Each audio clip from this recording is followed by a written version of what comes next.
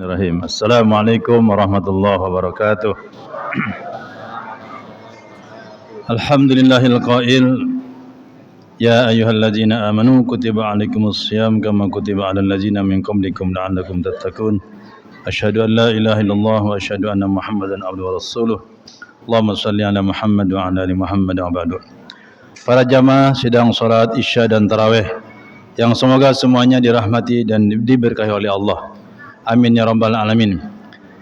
Kita bersyukur dengan membaca alhamdulillahirabbil alamin karena Allah panjangkan umur kita sehingga diketemukan atau bisa bertemu dengan bulan Ramadan tahun ini. Ini anugerah Allah karena tidak semua bisa ketemu dengan Ramadan tahun ini. Ada yang sebelum Ramadan datang sudah meninggal duluan. Kita alhamdulillah sampai ketemu malam ini, malam berapa nih? Ketiga ya. Semua sehat kan? Alhamdulillah, itu yang penting lagi. Yang penting lagi selain sehat adalah semangat ibadahnya.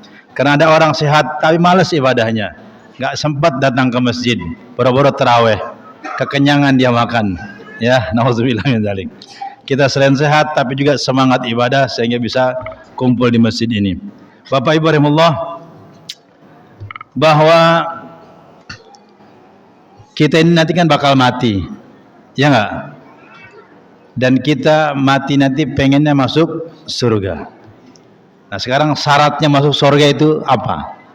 Di Al-Quran, ya dalam surat Al-Baqarah dan ayat-ayat yang lain, itu Allah nyatakan bahwa surga itu Allah siapkan, Allah sediakan uiddat lil muttaqin, untuk orang-orang yang bertakwa. Ya, maka itu pesan khatib setiap Jumatnya, kita disuruh agar menjadi orang-orang yang bertakwa dimanapun kapanpun. Kenapa? Karena syarat masuk surga adalah kalau kita memiliki ketakwaan. Dan di Al-Quran derajat yang paling tinggi adalah derajat takwa. Inna akramakum indallahi atqakum. Maka itu kita minta kepada Allah kan, waj'alna lil muttaqina imama.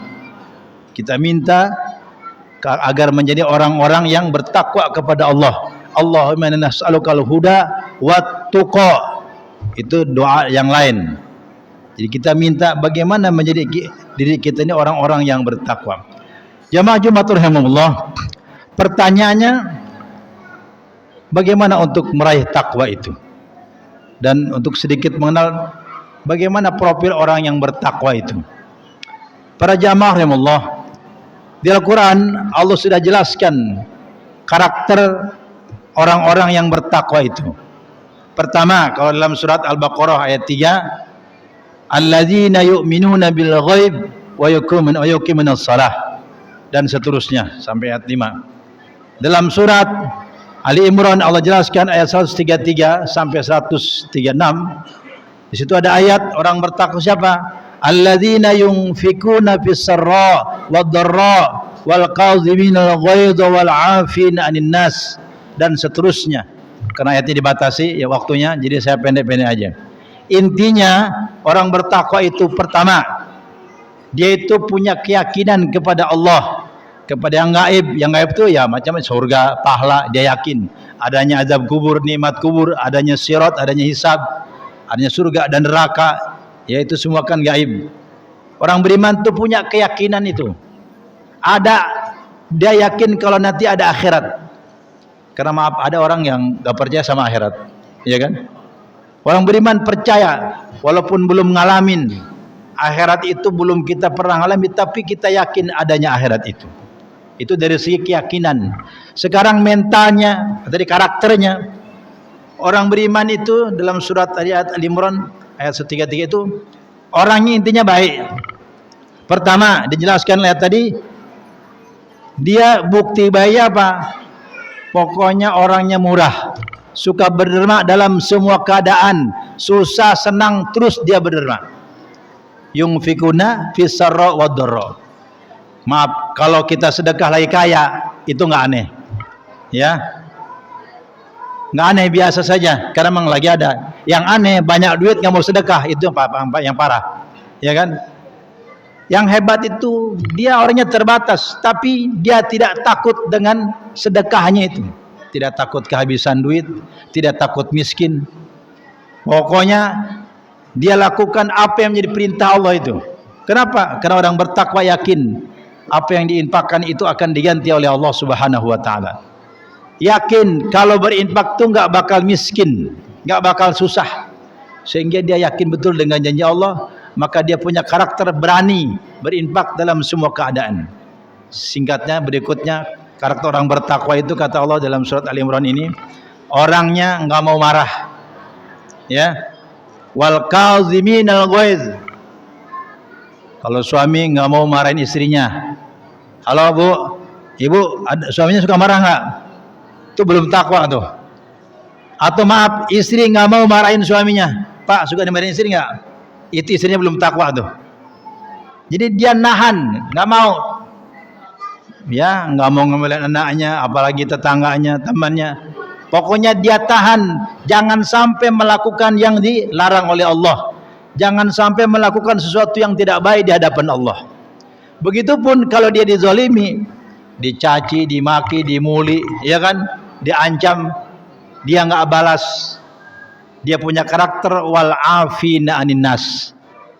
Jadi mentalnya tuh baik aja dia. Kenapa? Dia enggak perlu pujian, enggak takut dengan cacian. Dia pengennya baik di hadapan Allah. Itu aja. Yang dia ingin tujukan, saya harus baik di hadapan Allah. Kenapa? Karena dia sadar betul setiap saatnya senantiasa dipandang dan dipantau, dilihat oleh Allah Subhanahu wa taala. Sehingga pujian enggak membuat dia besar kepala, cacian enggak membuat dia kecil nyalinya atau marah. Kenapa? Dia jaga demi akhlaknya di hadapan Allah Subhanahu wa taala. Intinya orang bertakwa itu hatinya mulia. Murah tadi, dermawan, baik sama orang lain, enggak mau membuat masalah, dan kalaupun dizalimi, dia buka pintu maaf selebar-lebarnya sehingga dia enggak mau berbuat kesalahan baik kepada Allah juga kepada sesama manusia. Itulah profil atau karakter orang-orang yang bertakwa. Terus kalau figurnya siapa contohnya? Tentu saja Rasulullah sallallahu alaihi wasallam. Rasulullah lah orang yang punya keimanan yang paling mantap. Rasulullah juga salatnya yang paling benar. Rasulullah juga akhlaknya yang paling mulia. Ya tak? Wa innaka la'ala khuluqin azim. Untuk itulah kalau kita pengen jadi orang bertakwa, Allah nyuruh kepada kita agar apa? Ikuti Rasulullah sallallahu alaihi wasallam. Atiullaha wa atiur rasul. Ya. Laqad kana lakum fi Rasulillah uswatun hasanah. Maka untuk itulah di Ramadan ini kalau kita ingin mencapai derajat takwa, kan sesuai dengan tujuan puasa apa? La'allakum tattaqun. Maka yang harus kita lakukan di Ramadan ini, bagaimana kita mengoptimalkan ibadah kita kepada Allah. Itu dia. Maka tadi saya bilang judulnya apa? Optimalisasi ibadah di bulan Ramadan. Bagaimana di Ramadan ini kita ibadah? Optimalnya itu siangnya, malamnya, dan saat-saat yang ada itu diperintahkan untuk terus kita melakukan ibadah kepada Allah. Siangnya puasa, malamnya qiyamul seperti ini. Di sela-sela itu kita diperintahkan Al-Quran. Maka Quran diturunkan di bulan Ramadan supaya apa? Lengkap dan sempurna atau optimal kita ibadah di Ramadan ini. Maka enggak tepat tuh kalau ada orang puasa siangnya tapi malamnya enggak mau taraweh. Itu enggak optimal namanya. Ya, atau ada orang tarawih tapi nggak puasa, ada juga ikut-ikutan doang. Ya, atau ada orang tarawih juga, puasa juga tapi nggak mau baca Quran, itu juga nggak optimal. Ya, maka di Ramadan ini betul-betul kita diperintah oleh Allah semua amal ibadah kita lakukan. Itulah optimalisasinya. Jamaah rahimallah. Sejauh mana batasan optimalisasi ibadah itu? Pertama tentu saja dari kualitasnya. Kualitas ibadah kita kalau dalam puasa kan ada tingkat-tingkatan tuh kan. Ada puasa awam, puasa khawas, puasa khawasul khawas. Kata Rasulullah, banyak orang puasa tapi puasanya nggak dapat apa-apa. Jangankan surga, ya kan? Pahala aja nggak dapat. Puasa siapa? Puasa orang yang awam. Kata Rasulullah, kam min shaimin laysa lahu min siyamihi ilal ju' wal atas. Dia cuma pernah merasakan puasa itu lapar dan haus, itu aja. Nggak dapat pahala apalagi surga. Nauzubillahi min. Terus yang mana yang optimal itu? Puasa yang betul-betul optimal itu puasa yang kata Rasul dalam tingkatannya ini kata Imam Ghazali ada puasa yang khawasul khawas. Yang kedua biasa ya. Kalau yang awam tadi kan puasa anak-anak kecil. Puasa yang enggak hanya makan, enggak minum saja. Puasa yang kedua puasa khawas, itu dia puasa menahan lapar haus juga, anggota tubuhnya dia jaga, tapi hatinya mungkin belum terjaga. Ada di situ benci, ada buruk sangka, ada marah, ada pokoknya nggak baik, hati-hati yang baik. Yang ketiga ini puasa yang hatinya terjaga dari masalah-masalah dunia. Dia hatinya terus beribadah kepada Allah. Sehingga yang dia lakukan hatinya itu bagaimana menyambungkan ya, menghubungkan untuk dia senantiasa beribadah kepada Allah lewat apa? Lewat zikir selalu yang tidak terputus. Sehingga dengan begitu lahir batinnya terus ibadah kepada Allah Subhanahu wa taala. Bapak Ibu, kan hati juga bisa maksiat, bisa juga ibadah. Maksiatnya hati adalah ketika maaf, pertama kufur. Ya tak?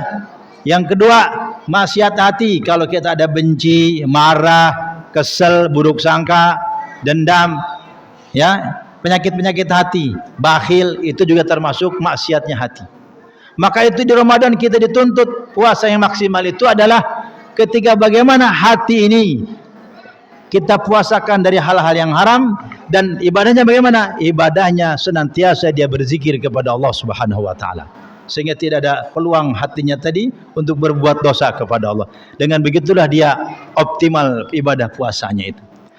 Yang lainnya untuk ibadah yang lain-lain Bapak Ibu rahimahullah, dari jumlahnya nih tarawih, kalau Rasulullah itu kata Aisyah jangan tanya jumlah rakaatnya, jangan tanya panjang bacaannya itu. Maksudnya apa?